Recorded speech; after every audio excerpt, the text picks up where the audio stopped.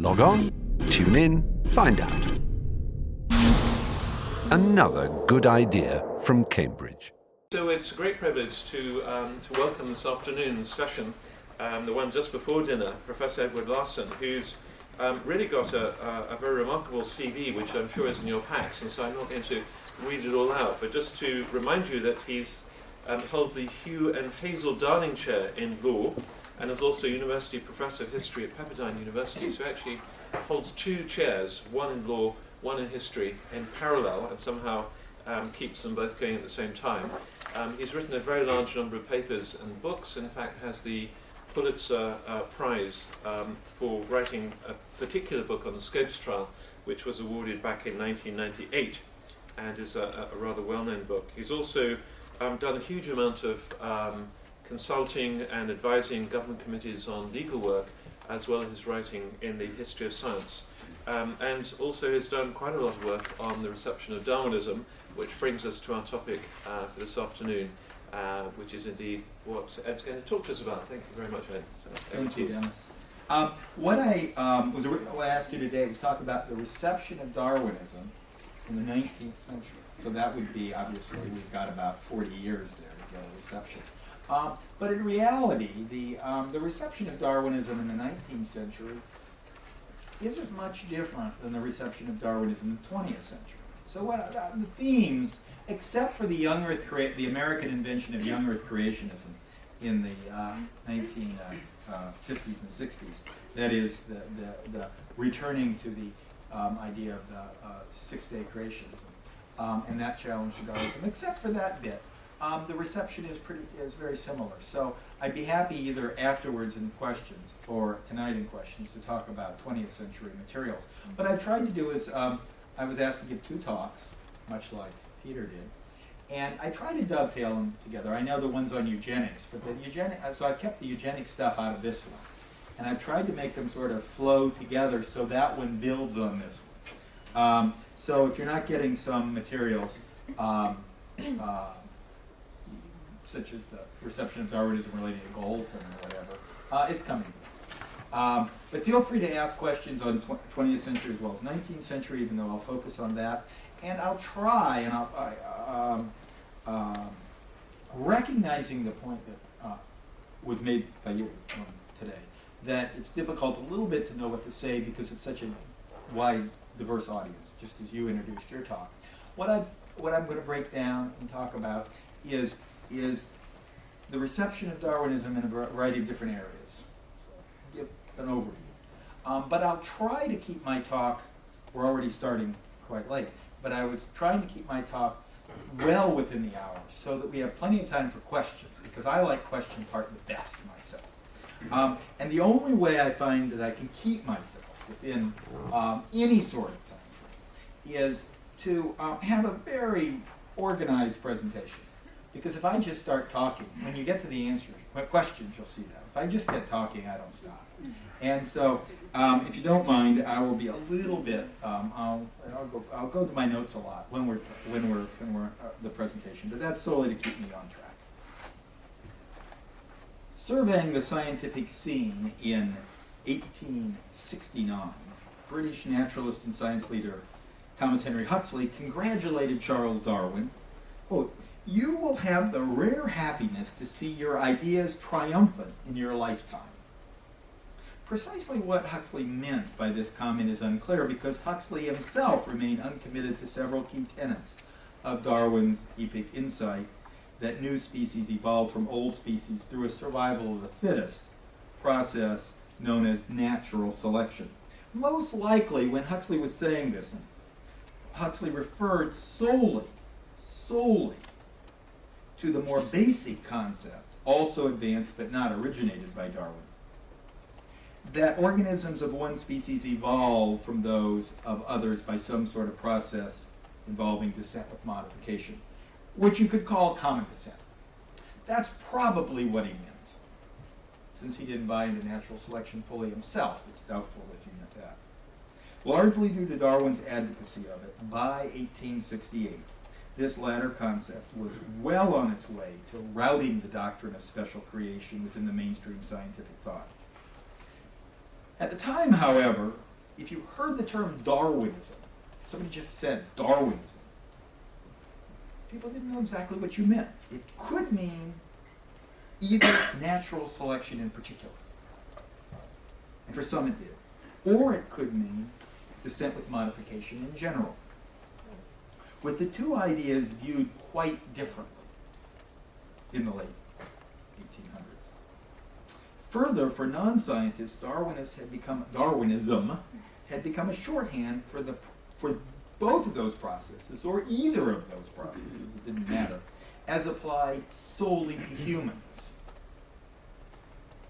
Darwin argued for both natural selection and descent with modification in his 1859 book, Origin of the Species, but never conflated them.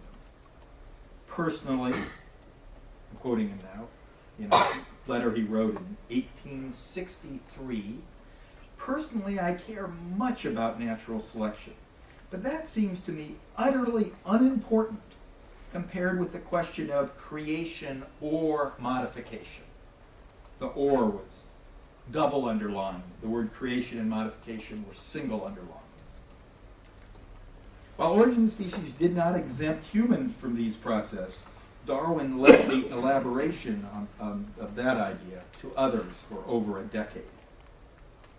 So, I'll talk about, therefore, if I'm talking about the reception of Darwinism, I have to talk about the reception of all three ideas, and not to overly merge them together, because they weren't merged in the 19th century mind, and I don't think they're merged in the mind today.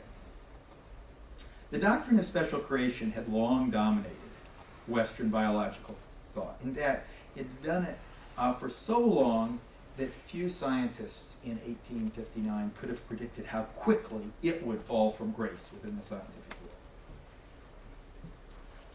In the United States, for example, virtually no naturalist publicly endorsed the idea of organic evolution prior to the publication of Origin of Species in 1959. Not a single one, even though the idea had been around forever and around in a very articulated way for 50 years.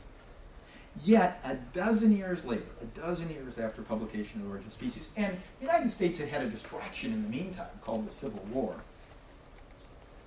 A dozen years later, the great American paleontologist Edward Rinker Cope concluded that intervening developments had placed, quote, the hypothesis, he's talking about now, not natural selection. I'm talking first about the acceptance of descent with modification, common descent. He wrote, the hypothesis had placed, intervening developments had placed the hypothesis on the basis of ascertained fact. So, 12 years after Origin of Species was published. In his work, Darwin drew on the research of Harvard botanist Asa Gray, who returned the favor by arranging for the initial American publication of Origin of Species in 1860. A well-connected scientist known for his orthodox Christian faith, Gray gave Darwin's work an aura of respectability from the outset. Based on a study of naturalists within America's National Academy of Science, historian Ron Numbers concluded that by the mid-1870s, quote, nearly all of them had converted to evolutionism or died. Naturalists continued to argue for the adequacy of natural selection to account for evolution, Numbers notes, but with a few exceptions, they, like Darwin, had forever turned their backs on the special creation of species. The end result was much the same in Britain. There, Darwin, Huxley, and their allies collaborated to win over the scientific establishment with the goal of enthroning naturalism as the ideology of science and science as the mainspring of modern society. The story was much the same in Germany and the rest of Northern Europe, where the cultural authority of science was rising. Everywhere that evolutionism took root, and I'll call it evolutionism, though people often then would have called it Darwinism, but I'm now talking about just common descent. Everywhere that evolutionism took root during the late 19th century, it held a similar appeal to scientists. With the theory of evolution, laboratory biologists and field naturalists could begin trying to explain the origins of living things and perhaps life itself, though that's debatable, in terms of regular, rational, repeatable natural processes rather than divine theory. By that time, this was what scientists did: find naturalistic causes for physical phenomena. Doing anything else represented an abrogation of their perceived responsibilities as modern scientists.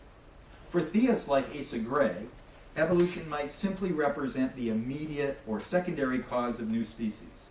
For materialists like Huxley and German Darwinist Ernst Haeckel, it surely served as the ultimate or final cause. For laboratory biologists and field naturalists in both of these camps, it increasingly became the only acceptable scientific answer to the origins question. From the outset of their public campaign for the theory of evolution, Darwin and Huxley stressed that the opposing view of special creation simply was not scientific. This theme ran through Origin of Species, and Huxley echoed it in his laudatory reviews of the book. Gray made a similar point to American readers in his popular articles and books. Summarized in his statement, and I'm quoting here, and this is important because here we've got a very orthodox, maybe perhaps even evangelical, borderline between orthodox and evangelical Christian, and one of the leading biologists in America. The principal strength of evolution theory appears on comparing it with the rival hypothesis of immediate creation. Notice he says immediate creation, which neither explains nor portends to explain anything in biology. Pretty telling point. Gray's collaborator in devising a theistic theory of evolution, geologist George Frederick Wright, added that in doing science, we are to press known secondary causes as far as they will go in explaining facts. We are not to resort to an unknown, i.e. supernatural, that was his i.e., cause for explanation of phenomena till the power of known causes has been exhausted. If we cease to observe this rule, there is an end to all science and all sound sense. End quote. Now, Wright's defense of methodological naturalism in science is telling because he was an ordained minister and a Christian college president with impeccable evangelical credentials. Well, armed with a new paradigm, common to say, evolutionists began the task of reinterpreting nature in light of their theory of origins and pursuing a rich research agenda it offered. This inevitably appealed to the best young biologists, and they in turn uncovered additional evidence for evolution, meaning common descent. In Origin of Species, for example, Darwin gave new meaning to rudimentary organs such as the tailbone in humans, and to correspondences in comparative anatomy like the five-fingered bone structure of mammalian hands, paddles, and wings, bats, whales, us. Useless organs and less than optimal analogies made perfect sense as byproducts of evolutionary development, but little at all as the artwork of an intelligent designer. Paddles just don't work as good with five fingers. Accordingly, Darwin used them as evidence for evolution as opposed to special creation, and his followers followed suit. During the late 19th century, comparative anatomists and evolutionary morphologists looked for and found an ever-increasing number of such features throughout the animal kingdom, and then moved beyond Darwin in using them to investigate evolutionary relationships among species in a bold effort to diagram the so-called tree of life. Interest in reconstructing the genealogical histories of living things also focused attention of modern science on modern species that appear to connect fundamentally different kinds of plants and animals. Some evolutionary biologists saw marine lancelets, which lack bony structures, as living links between invertebrates and vertebrates, for example, and lunged fish, which can breathe air for short periods as a bridge between fish and amphibians. Similar modern monotremes, including the egg-laying platypus, and marsupials, which bear undeveloped young, seem to tie reptiles to mammals. Some scientists and many within the general public saw living links as convincing evidence for evolution, for common descent. Even more than living links, fossils of extinct types offered the promise of disclosing the actual past history of organic life. Throughout the late 19th century, paleontologists, with new emphasis and new interest because of Darwin's work, culled the fossil record for evidence of evolutionary development. Among their many finds, two stood out as particularly persuasive. Feathered toothed creatures, linking reptiles to birds, and a sequence of fossils leading to the modern horse. Huxley played a part in both of these discoveries, along with American paleontologist O.C. Marsh. Although impressed with the new fossil finds, Darwin and Alfred Russel Wallace, the British evolutionist who discovered the theory of evolution independently of Darwin and his work spurred Darwin to publish, they were first and foremost collectors of living species. And their observations about the geographical distribution of native animals in South America and the South Pacific had inspired their thinking about evolution. Both of them relied heavily on such evidence in making their case for evolution. Following the publication of Origin of Species in 1859, other naturalists pursued these lines of investigation. Using emerging data regarding the geographical distribution of land birds, for example, the influential British ornithologist Philip Lutley Slater had already divided the Earth into 6 zoologically distinct regions, each with its own characteristic avian population. As originally conceived in 1859, published it 1 year too soon, his scheme conformed to the notion of zoogeographical regions tied to the special creation of animals in places suited for them. Theory worked out by Lyell, Charles Lyell. But it gained new meaning in light of evolution theory. Slater's regions perfectly fit Darwin's theory that the basic types of land animals evolved on the various large continental land masses and then became modified to fit local conditions as they spread. Physical barriers to distribution, primarily oceans and also deserts and mountain ranges, coupled with past and present land bridges and island stepping stones, produced the distinctive regions and accounted for the absence of land mammals on oceanic islands. Very persuasive proof. Very persuasive evidence for common descent. During the 1860s, Slater, who was then secretary of the Zoological Society of London and one of the best connected scientists in the English-speaking world, and that's probably an understatement, pressed his zoogeographical regions into the service of Darwinism. At the same time, evolutionary botanist Joseph Hooker at the London's Kew Gardens and Asa Gray at Harvard University supplied evolutionary interpretations for the distribution patterns of plant species. This became some of the best scientific evidence for evolution. Wallace's 1880 book, Island Life, expanded on the significance of biogeography under the evolutionary view of life. And I'll quote here from Wallace. So long as it was believed that several species of animals and plants were special creations, their habitat was an ultimate fact that required no explanation. But so soon as the theory of evolution came to be generally adopted, a real and important relation was established between an animal and its native country, and a new set of problems at once sprung into existence. Of course, problems is what scientists are designed to solve, and this presented new problems that they could solve and a new reinterpretation of data they already had.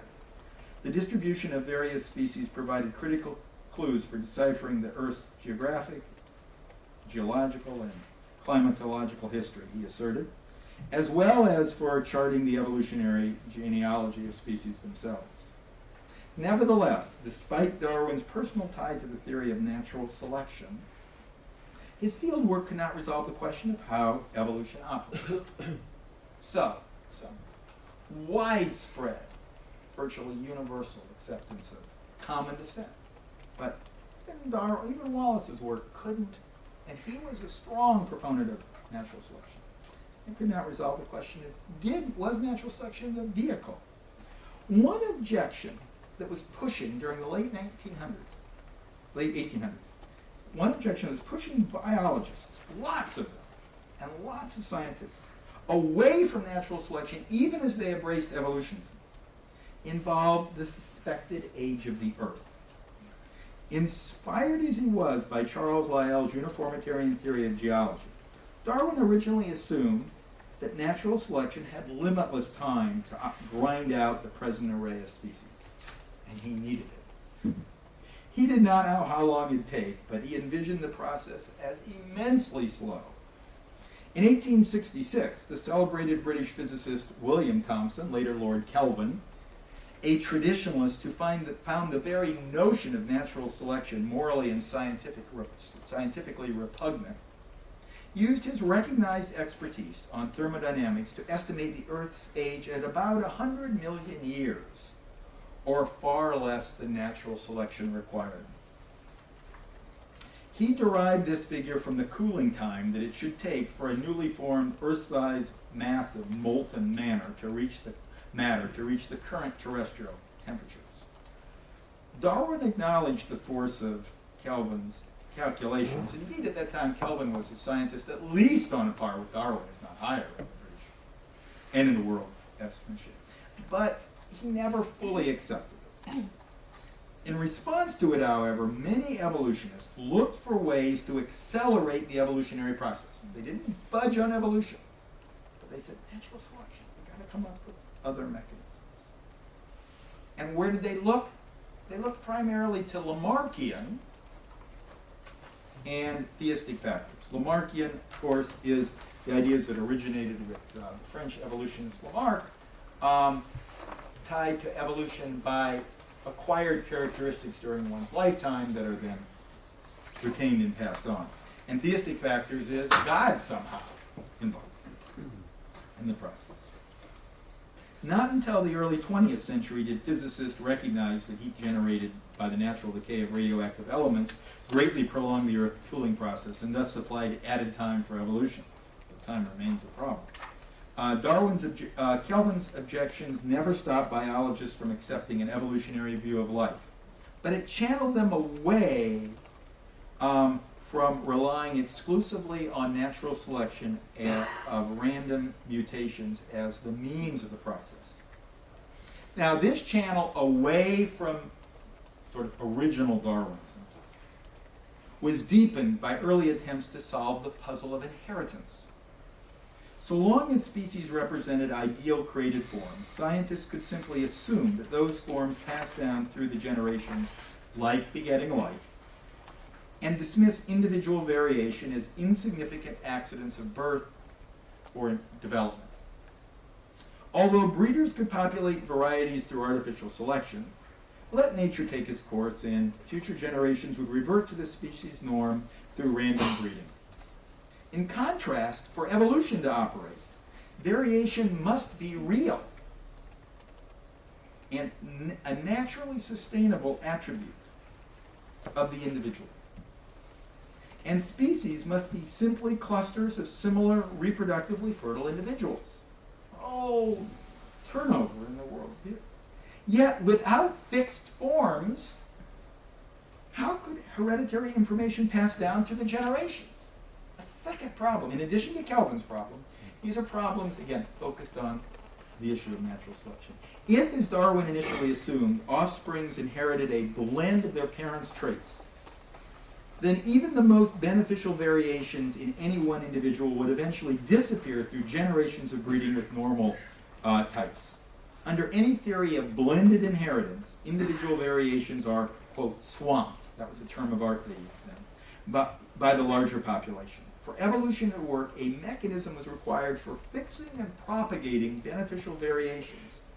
And the most likely candidates rely, at that time, before Mendel was known, the most likely candidates relied either on God changing it or relied on the inheritance of traits during an individual's lifetime, because then all bunches of individuals could be adapting to their environment, such as Lamarck had talked about, all the deer-like animals stretching their necks in the Sierra and getting that long necks of the giraffe. And that seemed to be a way you get a critical mass operating together. Well, two problems with natural selection. In addition to the age of the Earth and the mechanisms of inheritance. Other factors pointed to evolution evolutionists in non-natural selection directions. The apparent persistence of gaps or discontinuities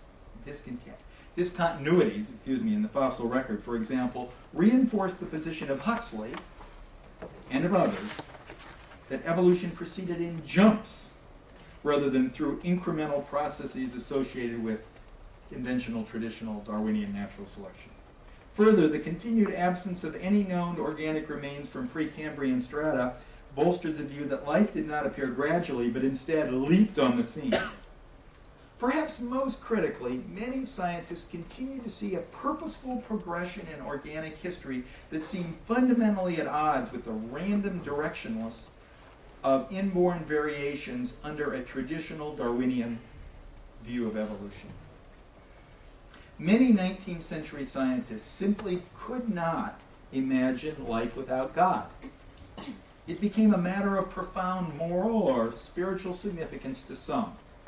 While granting that naturalistic processes may serve as the immediate cause for life's development, for example, renowned British astronomer John Herschel had nevertheless maintained that, quote, an intelligence guided by a purpose must be continually in action to bias the direction of the steps of change, to regulate their amount, to limit their divergence, and to continue them in a definite course. He famously declared Darwinian natural selection as a law of higgly-piggly. Though when Darwin read that, he wrote in a note, says, I don't know what that means, but I don't think he's being positive. I don't think he likes the idea. And John Herschel had enormous respect. Indeed, if you go to Westminster Abbey and see Darwin's grave, just turn your head about that far and you'll see John Herschel's grave. They're buried next to each other. Now, in saying what I quoted, in saying so, he spoke for many in Britain, many scientists. The general acceptance by European and American scientists of organic evolution, coupled with persistent doubts about the sufficiency of random variation and natural selection to explain it, left an open field for a flowering of alternative ideas. Among the alternative theories of evolution that cluttered the intellectual landscape by 1900, 4 basic approaches to the origin of species attracted the most attention of scientists. Theistic evolution, which we already talked about. Asa Gray was most famously associated with many others, and I'll talk more about it. Neo-Lamarckianism, or an updated version of Lamarckian's idea. Orthogenesis, which was the idea of some sort of internal forces. You can see it coming out of Goethe and German thought. Internal forces driving things forward. And saltation, or the idea of evolution by gross mutations, which was most famously associated with Huxley, but many others as well. That is, so gross mutations that you leap over the problem of, in one jump, over the problem of swamping. These 4 mechanisms, and again there were variations of them, flourish side by side with classical Darwinism. Indeed, many scientists viewed the various approaches as complementary rather than conflicting, as Darwin himself apparently did in later editions of Origin of Species, when he supplemented his selection-driven theory with Lamarckian notions of acquired characteristics. Further, multiple variants existed within each approach. Nevertheless, they represented the broader diversity of evolutionary thought that followed in Darwin's wake. In the United States, during the late 19th century, Asa Gray virtually co-opted the name theistic evolution for his theory that God guided the evolutionary process by supplying beneficial variations to species. Conceptually, Gray's theory left little to naturalism. If God had indeed supplied good variations, then natural selection should serve little purpose. This and other strong forms of theistic evolution that posit ongoing divine intervention in the evolutionary process encountered the objection that they reduced the divinity to a mere, quote, God of the gaps, an ephemeral deity invoked to account for physical phenomenon that science could not yet explain, but one doomed to retreat in the face of new scientific discoveries. In Britain, St. George Jackson Navarre and the Duke of Argyll separately devised weak but less vulnerable versions of theistic evolution in which a foreknowing God imparted direction into the laws of development themselves. so that species evolved over time to fit changed conditions. By pushing God's intervention back to the beginning of time, Argyll hoped to leave room for play by naturalistic forces. But it was a limited playground in which naturalism simply worked out divinely preordained ends. Ultimately, theistic evolution failed the test of methodological naturalism that had come to define science. Although both strong and weak forms of theistic evolution continued and continue to flourish among theologians, scientists, and the general public, they increasingly disappeared from the formal scientific literature. Well, maybe not when scientists are writing for a broad public audience like Francis Collins, but when they're writing within the scientific literature, it disappeared and survived instead as a vehicle that gave meaning to and made sense of the natural world for religious believers. Yet, even as the scientific debates over the cause of evolution raged, the special creation of humans bedeviled both scientists and the general public. And this brings me to the third part of sort of a three-part talk, talking about the reception to evolutionism and the reception to natural selection, and now the special case of humans. Because really what people care most about, it's surprising, it doesn't matter whether you're a scientist or in the general public. What you care most about in evolution is humans. I guess we care about ourselves. Well, let me start with a quote that sets the stage. Quote, "I have read your book with more pain and pleasure." Darwin got this letter even before Origin of Species came out. He had sent a pre-publication copy to Cambridge geologist Adam Sedgwick, who had been a teacher of sorts of Darwin. I could go specifically describe the relationship. And this is what Adam Sedgwick wrote back. He read the book immediately, and promptly wrote back a letter. I believe it came back even before the book was officially published. And he wrote in this letter, "I have read your book again with more pain than pleasure. 'Tis the crown and glory of organic science that it does, through final cause," that's underlined, "link material to moral. You have ignored this link, and if I do not mistake your meaning, you have done your best in one of two pregnant cases to break it. Were it possible, which thank God it is not, to break it, humanity in my mind would suffer a damage that might brutalize it." As a Christian, Sedgwick simply could not accept that heaven-bound humans descended from earth-bound apes. The most vexing question raised by the theory of human evolution, as we see in Sedgwick's wording, but in other working, the most vexing question of human evolution concerned the origins of mental and moral attributes, particularly altruistic behavior. And people noticed this right on. Sedgwick did, they all did. It wasn't so much the human body, it was human mental and moral behavior. Could these distinguishing human characteristics have evolved by a naturalistic process? Or did God implant them in an evolved human body? Traditional Christian theologians had attributed these attributes to an indwelling soul, the existence of which lifted humans above other animals. Scientists generally segregated humans from other animals on this basis as well, from Aristotle's theory of the rational soul found only in humans, through the Cartesian dualism splitting physical matter from the human and divine soul, to George Cuvier's division of humans and primates into separate taxonomic orders.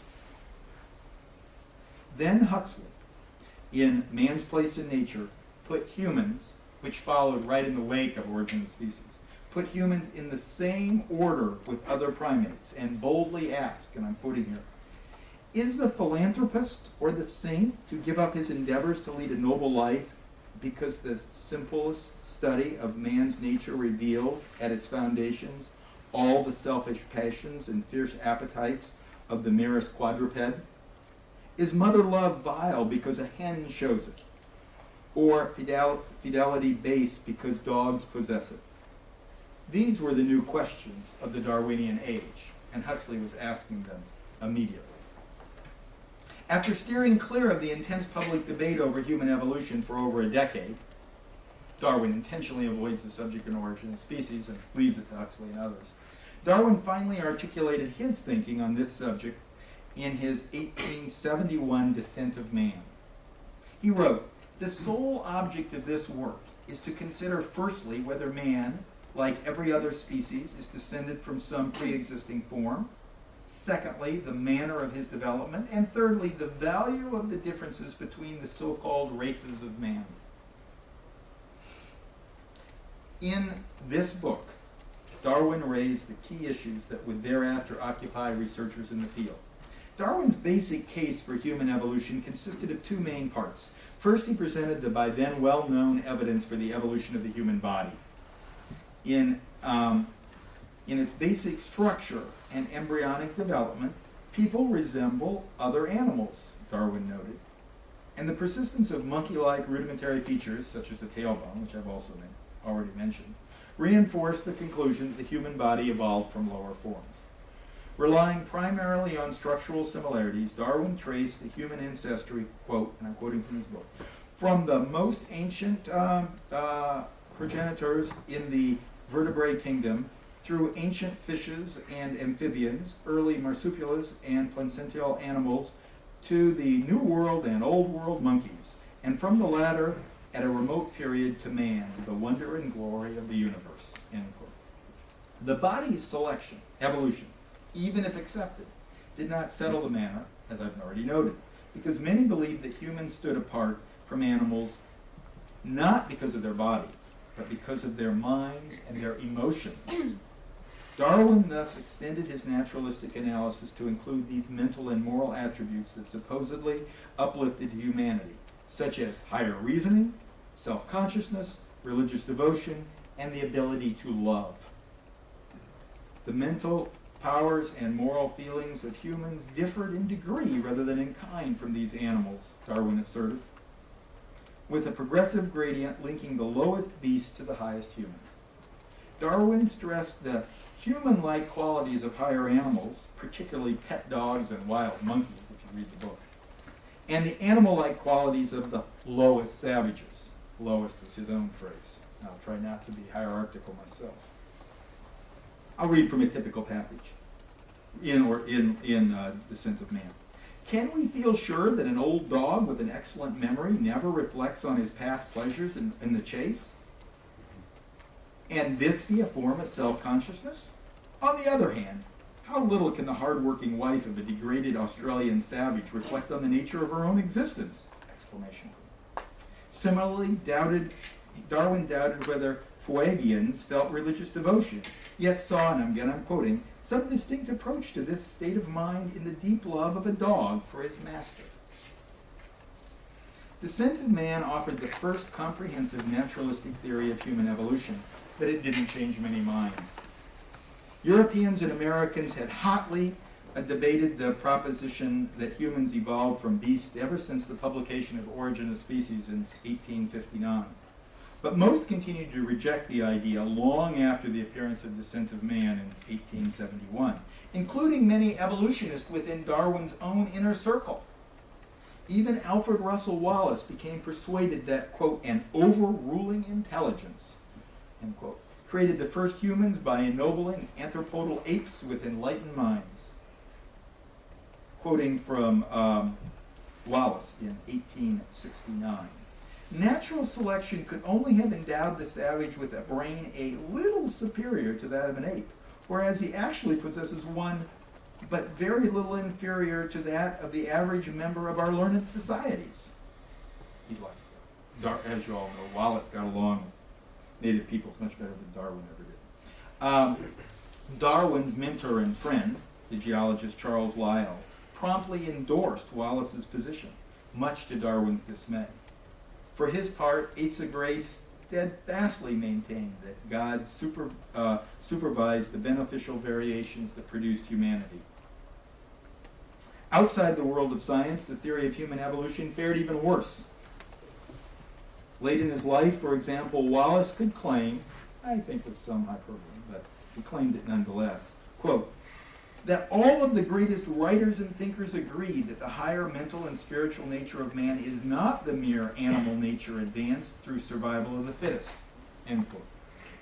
Novelist Leo Tolstoy claimed this viewpoint in Russia, for example, and prominent liberal minister Henry Ward Beecher did so in the United States. Both embraced evolutionism to a point, but maintained that only God could make a soul. I defer to my predecessor on this comment, but from what I know about it, Roman Catholic Church doctrine fitfully gravitated toward a similar position. During the late 1800s, British Prime Minister William Gladstone made a point of endorsing the divine creation of humankind. Whether expressed in scientific or popular articles, the basic sentiment was similar. Most people simply refused to believe that their highly developed minds, morals, or emotions evolved from those of beasts. The gap appeared too great. They felt themselves superior to other animals. Just as some people instinctively rejected the idea of human evolution, I should say on the other side, others instinctively embraced it for reasons that had little to do with science. On the political and ideological left, for example, materialist, atheist, and radical secularists had long displayed a certain fondness for evolutionary theories of origin, such as Lamarckianism. Anything to dispense with a designing God. Even though Darwin held strictly conventional political and economic views, his theory attracted the usual crowd. And from the right, trying to be even-handed here, the enormously influential social philosopher Herbert Spencer freely worked the theory of human evolution into his progressivist philosophy of social development.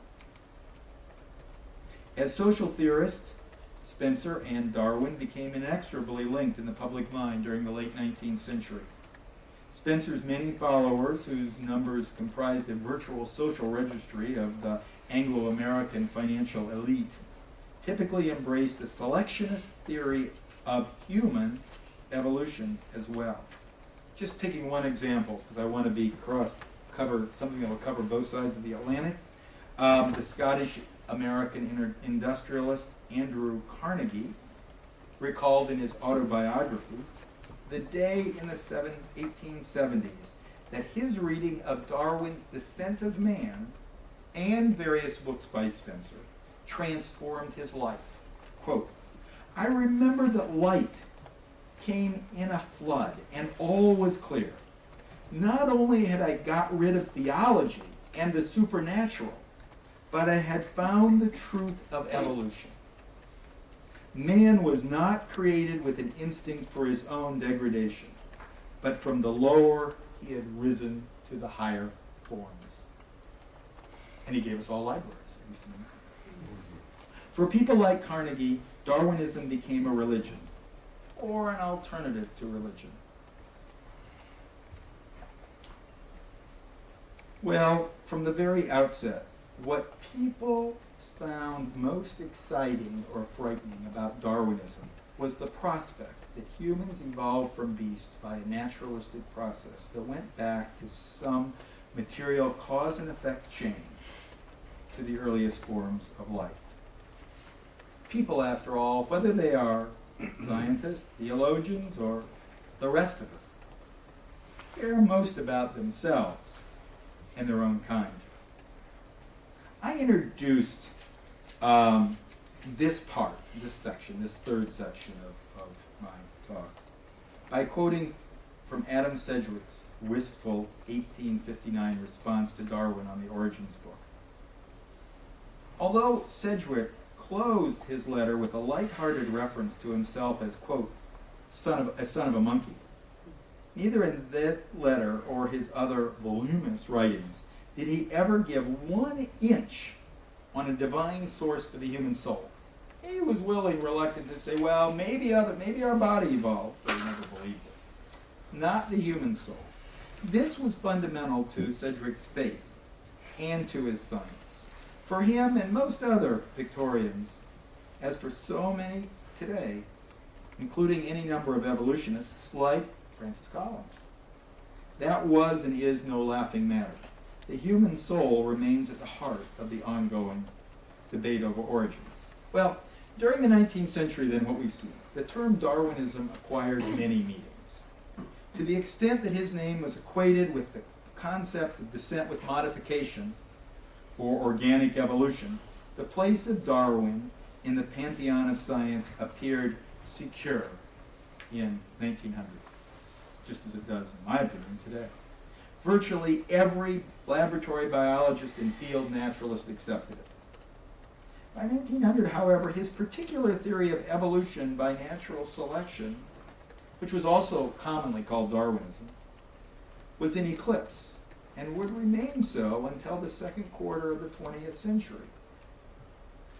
Indeed, you can find many leading evolutionary biologists, such as Vernon Kellogg, talking about the death of and German evolutionists all around, talking about the eclipse of Darwinism, the descent of Darwinism, someone you could read who's been, I think, the best at teasing out all those strands is a wonderful Irish, well, he lives in Northern Ireland, British historian Peter Boland, who has talks about this period as the non-Darwinian evolution. A non-Darwinian revolution. Now to the third part. Further, despite Darwin's passionate defense of it, any direct evolutionary link between human and animal nature remained highly controversial among both scientists, Wallace was still alive, of course, at the time, and the general public, at least into the mid-20th century. So, we had a situation where we have a complex, multifaceted response to evolutionism and what was known as Darwinism and particularly the theory of evolution. So with that, let me, with plenty of time, turn us over to some questions, elaborating on this. Thank you.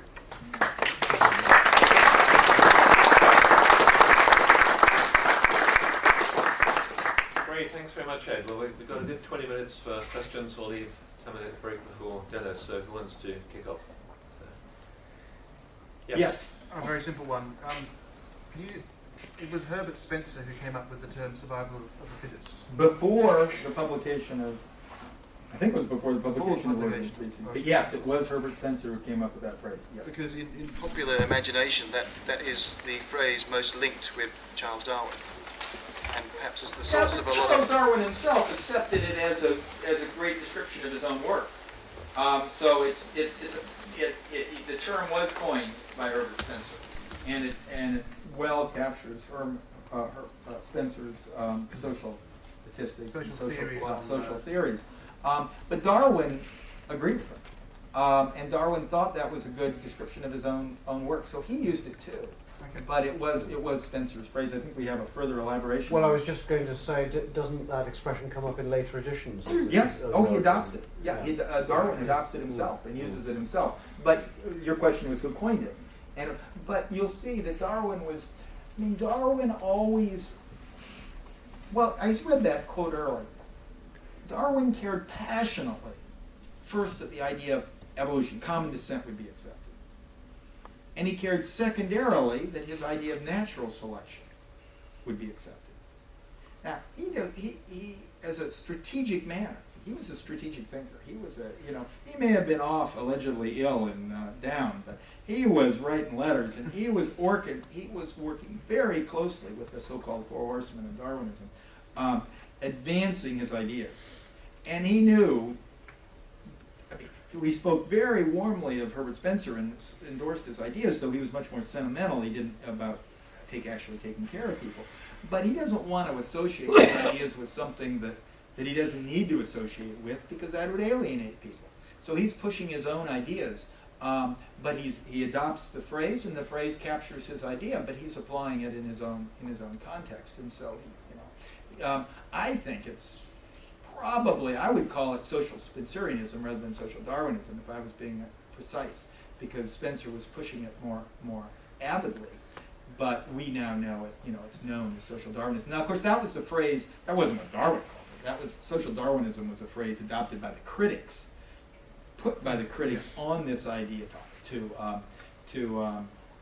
attack it, but it's an example of that second meaning of Darwinism, not common descent. That's the natural selection part. And social was applying this idea of natural selection, survival of the fittest, struggle for existence, any one of those phrases you want to put into it. Dog eat dog. Remember, it's the same. It's individuals within a species that are competing, not cross species. Applying that to humans, people knew Darwinism, and so if you want to criticize those ideas and take a more sentimental view to helping out other people, you're gonna call it social Darwinism, and that shows the mental link with that phrase. Good. Thanks. Yes, question. Who would you personally choose as a friend, do you think? Darwin, Wallace, or Huxley? It's a great question. As a friend, Wallace, no doubt. I mean, I don't think Wallace was I've written on Wallace quite a bit, and I find him an absolutely delightful human being. And of course, he shows the political variation that can come from believing in evolution and natural selection, because he's a socialist, and he takes these views in a whole different direction than Darwin does, or Darwin's cousin Francis Galton. We'll talk about some of those tomorrow, or Herbert Spencer, or Huxley for that matter. I think they're all. I would love to have. We ask in America when people run for president, who would you most likely to go out and have a beer with or something? I would love to have a beer with any one of them. Absolutely, any one of them. Huxley might be the most fun if you're just talking about a beer. And he was, but Wallace was I think, I don't know if I'd want to go to his seances, but he was a wonderful person, very kind. He really he'd go off to these native populations, and he struggled from practically nothing. I mean, he funded his trips, and his dad didn't pay for him to go around the world, and like Darwin's dad did. I mean, he was having to, fund himself and send back collections, but he was going around it's not that he wanted to make collections. He was convinced of evolution before he left.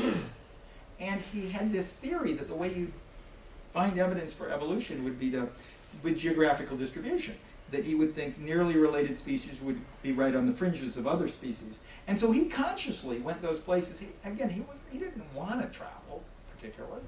He wasn't particularly enamored with travel. He wasn't an adventurer in that sense. And he didn't want to collect plants. That's just the only way he could afford to get to these places. And then what he was looking at was the geographical distribution to find evidence for evolution, because he believed in evolution before he went. Now Darwin was just on a paid trip by his dad. Bumps into the idea. So I find them both, but they're both fascinating. I'm not trying to take away anything from Darwin, but as a person, it's a nice question. I would love to. And he'd also stand by you. I mean, he would stand by you no matter what. He stood by his friends. He suffered for his friends. I mean, Darwin wouldn't even go to his friends' funerals if it was inconvenient. There's some traits about Darwin that I don't know how dependable a friend he'd be. But Huxley, with Wallace, you'd have a friend forever. So anyway, that's just my off-the-top remarks. But I like Wallace. I like all three of them. Yes. Yes. Oh, yeah, you're in charge. Your mention of seances made me wonder about the notion of a soul or immaterial part of persons. If, as many of the spiritualists thought, the soul is just sort of part of nature in a way, and you could easily suppose that animals generate some kind of psychic field or something like that, and then positing a human soul wouldn't necessarily be any kind of radical break between animals and humans. And I'm wondering if in this era that was very much up in the air, and that there was talk about animal souls and things like that, or were we already sort of moving as rapidly as possible to purely material explanations? Well, of course, you're correct, pointing out that spiritualism was very strong in this period, and Wallace bought into it completely. But his buying into spiritualism was separate, I think, from his arguments for it were separate from his arguments that you needed an overruling intelligence to create man's advanced mind.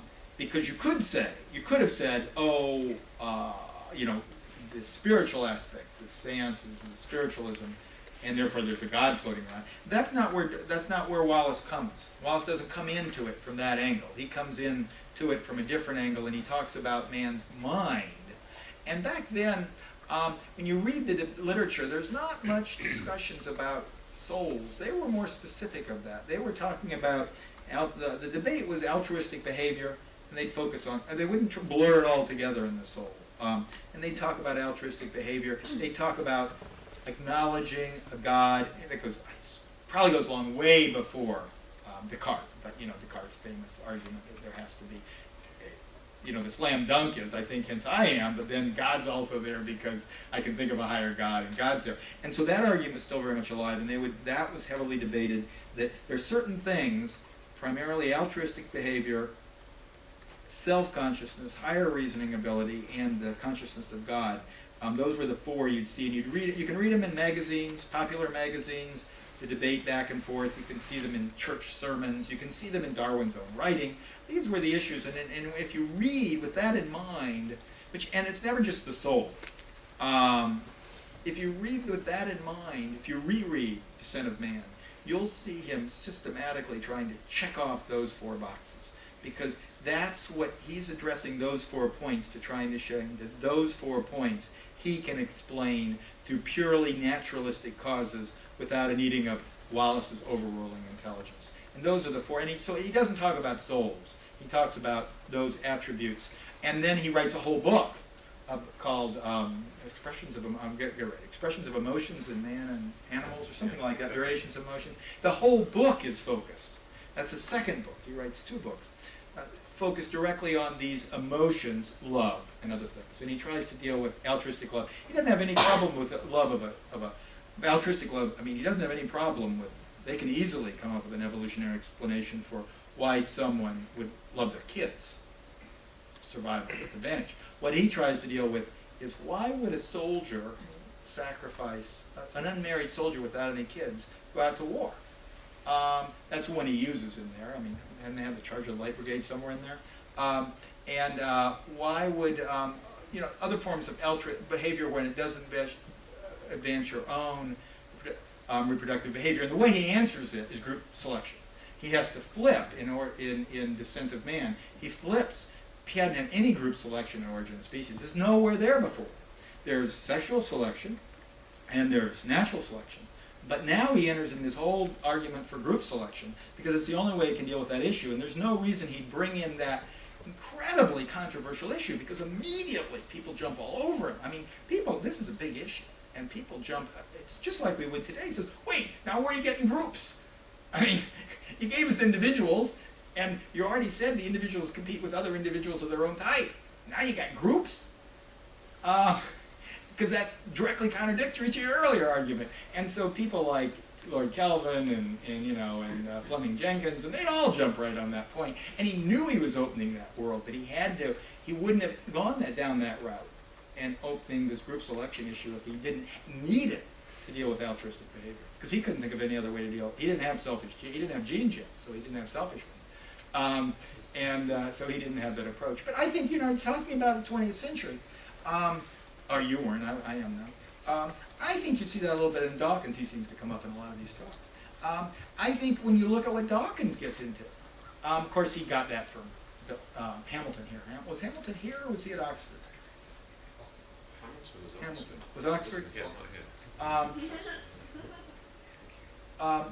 William Hamilton. Selfish genes deal with altruistic behavior, and memes deal with the transformation of cultural development, and like ideas of reverence for God. And so, just like Darwin is trying to explain these, that's what the people are still. Those are still the cutting edge issues. They were for Darwin on that third element, on the evolution of humans. There was a question in Hannah. Yes. Yeah, if I may just go back a bit then, the original controversy in the reception of scientists, which I think is a really unique moment in science, or at least an unprecedented moment, where basically Darwin is making a pretty firm prediction about, on the basis of natural selection, about what the age of the Earth should be about, and which is firmly contradicted by Calvin. And let's say, giving him the benefit of the doubt, it may be a disinterested calculation, but he simply does his calculation, and it comes out as hundreds of millions rather than billions. But I think what's one slight thing that I've heard that differs from what you said, and it could be we physicists have got it all wrong, but I've always been told that Darwin stuck to his guns in the sense that he didn't really accept Kelvin's idea. What he said was, well, that's on the available evidence. There may be a mechanism that we know nothing about. There may be something in physics besides this cooling we know nothing about. And if that's right, it's very exciting then, because in a way everyone looks at the wrong way around then, because then really Darwinism made a prediction. It made a prediction that there was something out there that the physicists knew nothing about. And to the physicists' eternal shame, even when we discovered radioactivity, it was because we tripped over it. It wasn't that somebody was looking for it. They should have been aware that, if Darwinism, at least aware of the fact that it might be right, and if natural selection was right, they should have been looking for this, but they weren't. They actually just fell over it. Well, yes, and I don't think anything I said disagrees with what you said. What I said was that Darwin acknowledged the force of this, the public force of this short age to the Earth, because he just assumed, he didn't talk about the age of the Earth, it was just sort of limitless under a Lyellian view of geology. Now, Kelvin goes straight to this issue because he doesn't like Darwinism. And so he says, well, I'm the physicist. Let me try to figure out how old the Earth is, because geology can't tell us, because uniform utilitarian geology would just go in circles. Maybe we can find some evidence of how old it is. And of course there's a tradition, people like Buffon and others have tried to measure the cooling time of the Earth, and a whole variety of other people. So he goes to that, again, with the polemics in mind. And Darwin, right, he concedes the force of the argument. He did, but as you say, he says, we don't know if they're not other. But on there, he's actually borrowing on Thomas Chamberlain, who was an American. I hate to claim an American. Came up with, said there could be another. He was a physicist. And he actually, they did begin looking to an extent for other forms of the way they could extend the time frame. It's just that Lord Kelvin had enormous credibility and enormous weight. But Darwin said there might agree with others who came up with the idea that there might be some other form. I won't buy it, but tentatively I've got to deal with it. And that's when you can chart in later editions of Origin of Species, that's when he replies to the argument. And that's when he moves heavily toward Lamarckianism. And if you read successive issues of Origin of Species, by the end, Darwin's hardly a Darwinist anymore, in the sense that his primary forces for change are use and disuse. He's talking about acquired characteristics. And it's a matter of weighting. He doesn't say 90% this and 10% this, we don't know, whatever. But the weight he gives over to acquired characteristics, I think that's part of the reason why people who stuck to his traditional viewpoint, and Wallace did stick to his traditional viewpoint, but Weizmann in Germany began calling themselves neo-Darwinists to distinguish themselves to Darwin, who had changed so much. So Darwin did respond to it by going to acquired characteristics, and that would again, he didn't want to go to, and of course Asa Gray was sending him notes, why don't you go to theistic evolution? I've got the answer right here for you, but he didn't want to go down that route. And orthogenesis was really a little later. It was mostly Lamarckian mechanisms. And that was reflected widespread. You see that in America and in the Netherlands and in France. Of course, they like Lamarckianism automatically in France. You'll see it in England. You'll see people moving that direction. But it's in large part, to deal with many problems, but to deal with the age of the Earth. So while I agree with you, Darwin acknowledged it. He said this is a problem. He said there might be another source. We don't know if but he also changed his own theory to respond to the criticism. Was there a second wave? When radioactivity was discovered, as you know, it was a double whammy because it also gave you a way of definitively dating things. Was there not a big wave then of all the physics people coming on board and saying, right, this is definitely... Because I've never seen that. You'd think there'd suddenly be a big upsurge in appreciation of natural selection at that point. But well, you will see, that's an interesting person. I've never looked into it. That is a good... I do know that some of the physicists... There are articles, and I can pull some out and give to you, in both Nature and in Science, and in American Naturalist, with physicists writing, well, I guess it wouldn't be an American naturalist for that, but there are some biologists writing who are quoting the physicists, but mostly in Science and Nature, immediately saying this gives time for natural selection. So we do get those comments right away, but no further than that. Of course, what really brings Darwinism back is Mendelian genetics, because you still have the problem of fixing the variation, and Mendelianism solves that. One last question. Yes. Just on the same point, given that Lord Rayleigh was off by a factor of 40 on the age of the Earth, 40 is still small compared to infinity. Had there been, say it was in the 1950s perhaps or so, when this age would have been recognized as the proper age of the Earth, did that call forth any serious re-examination of the time required for evolution? I don't think that much so in the 1950s, but it is today. Today, biologists are playing with a whole variety of mechanisms that would allow for faster evolutionary process than people think might be coming from the traditional sort of classical Darwinism. That was fueling, to an extent, what Stephen Jay Gould was doing with punctuated equilibrium. That was an added point there. But where we're seeing the most activity now is lots of work in America, and I think probably throughout the world, on gene flows. Because we now have, the old diagram of evolution was a tree of life, and the branching out with these random variations, and some of them having to be preserved. Now, with work of R.A. Fisher and the work of Haldane and the work of Dobzhansky and others, you have a gene pool where you can have these variations lying. You don't have to have a new mutation. You can have these variations lying dormant in the gene pool in recessive genes or in different ways, and then springing out, which allows for lots of speeding up right there.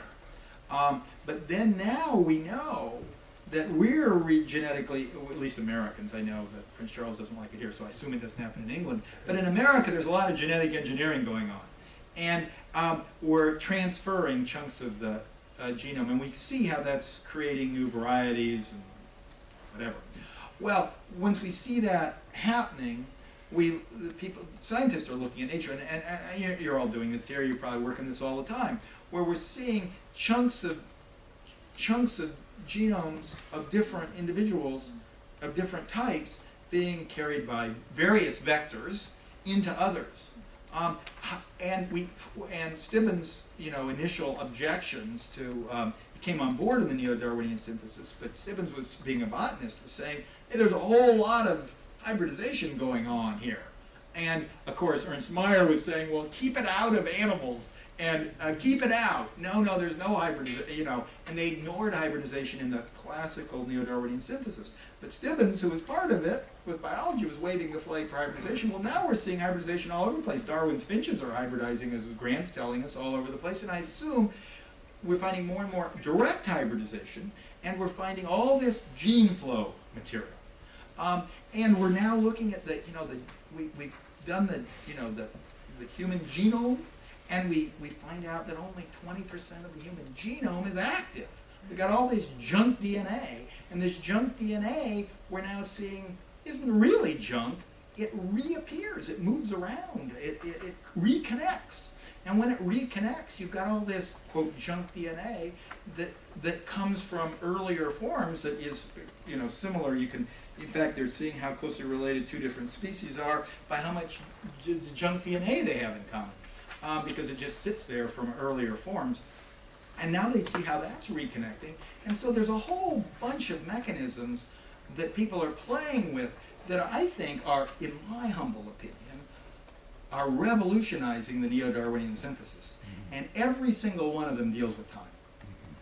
So I think time is still a major issue, and all these people know that it deals with the time problem, And of course, they're seeing it from other sources, but it's playing out on dealing with how we can get a naturalistic explanation can fit within the time. Thank you very much. I think the point about time is probably a good moment at which to wrap up before dinner, but I think we really want to, we will be coming obviously back to the biological questions very much on Thursday for evolution. Let's thank Ed for a great talk and see you later.